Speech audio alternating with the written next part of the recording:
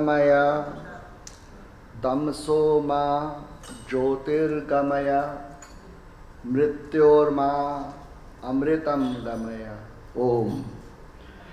We are at a threshold today where I want to start by expressing my gratitude to Dr. Ajay Shankar Singh, the co-author of this book, for giving the opportunity of his friendship and research on a very pertinent and important topic for all the walks of life, including in public governance and private sector.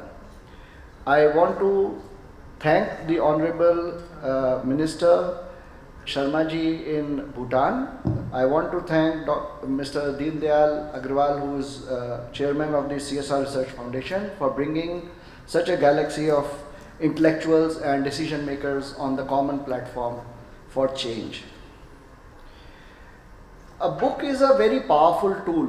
It's a tool which has great leverage, and I'm very happy to have this occasion to tell you about this book, which is written by Dr. Ajay Shankar Singh and co-authored with me, which will hopefully ignite interest, first of all, among the people who are having heard the words blockchain, Bitcoin, cryptocurrency, digital ledgers, and very recently there is a lot of talk of NFT, which is being very popular today in the press. The book should lead to have you raise questions. It will answer some questions, but it will hopefully raise even more questions within you. And this will lead to a desire for more information, which in turn is the cause of change. I want to give you an example of something which we are very familiar with now, and which I was earlier fortunate to be involved with. This is the solar energy revolution across India.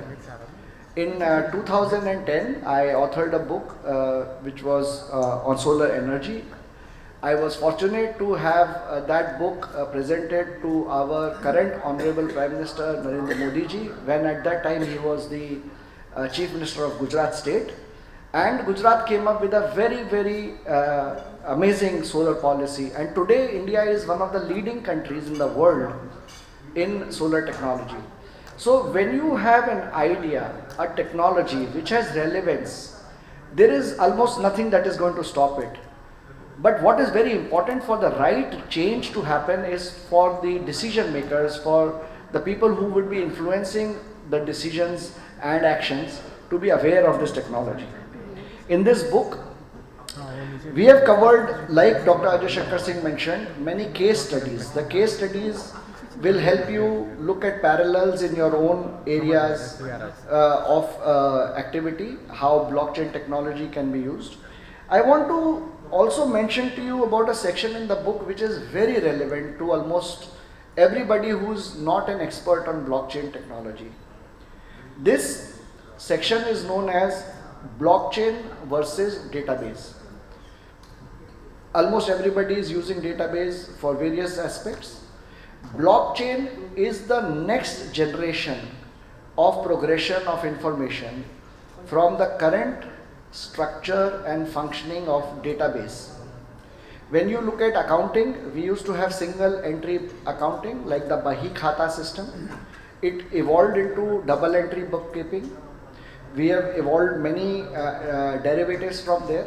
And think of blockchain technology as the next level beyond double entry bookkeeping for all transactions. Whenever you have a transaction, it is usually involving at least two entities. When you're talking about these two entities, sometimes there could be a reason for dispute or miscommunication or misrepresentation.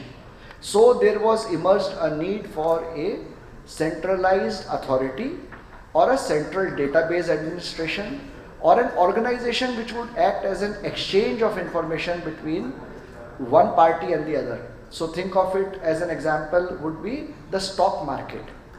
All of us are familiar with the stock market. It's a marketplace where there is a stock which is offered by one entity and that stock is being bought by another entity.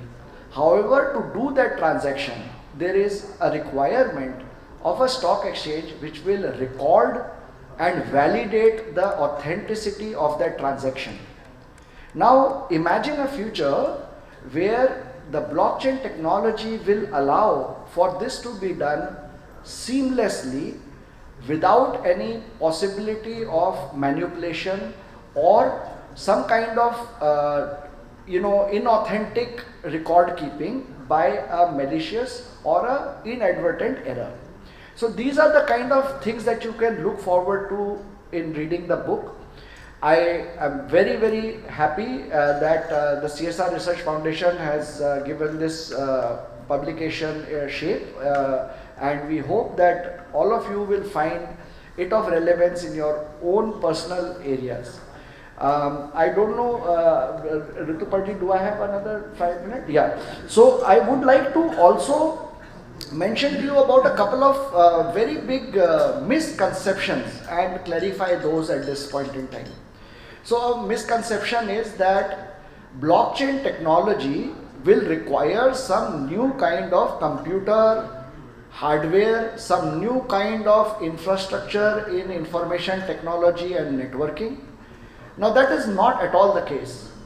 In fact, blockchain technology, when you look at it from a large macro or global point of view, will actually reduce the amount of technology deployment that is required in any organization, because now you do not need that middle layer anymore. The middle layer will be redundant. So overall, use the existing computing technology, the networks, but re-engineer the way the information flow happens, re-engineer the way the authentication and record keeping happens. The second misconception is that it requires a great amount of computing power at every end, and that is also not the case.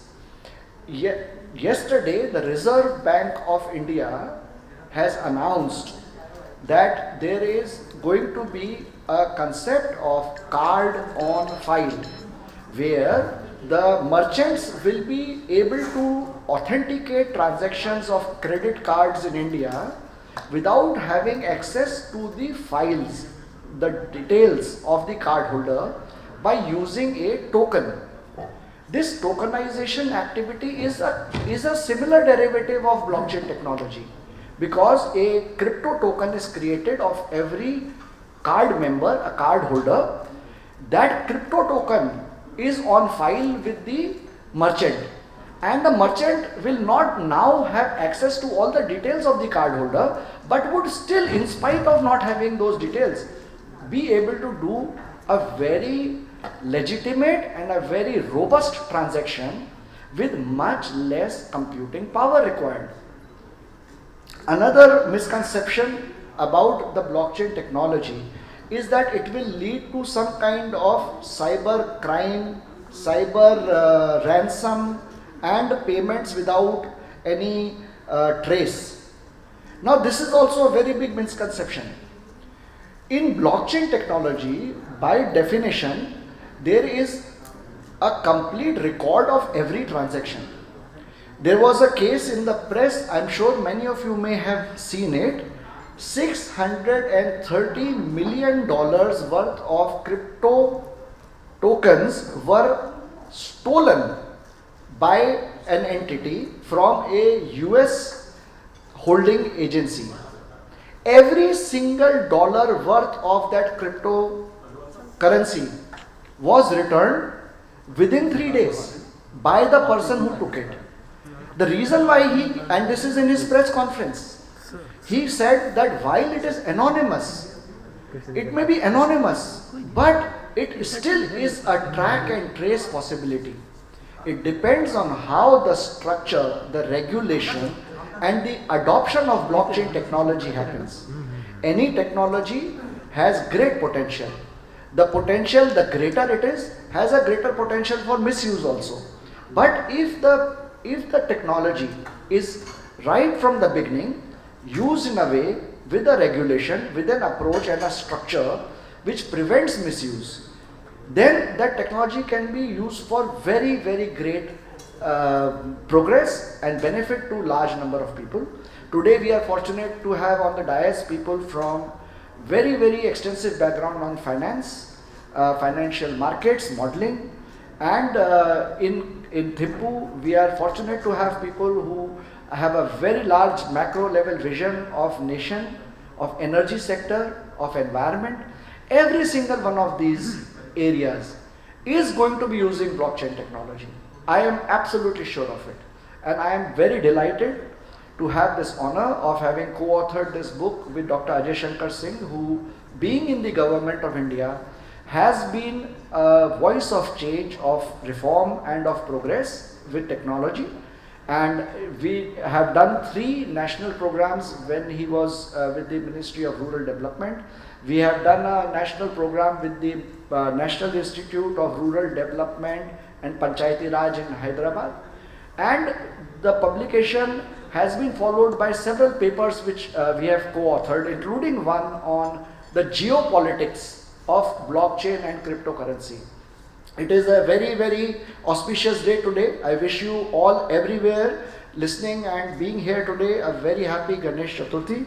It is also the second day that the world's first nation to use Bitcoin as an official currency, which means blockchain technology as a official currency system, which is now in Nicaragua, is there. We are at a threshold of great change, and may Lord Ganesha guide us in all prosperity and progress with all happiness for everybody. Jai Hind. A big round of applause, and thank you, Pankaj ji, for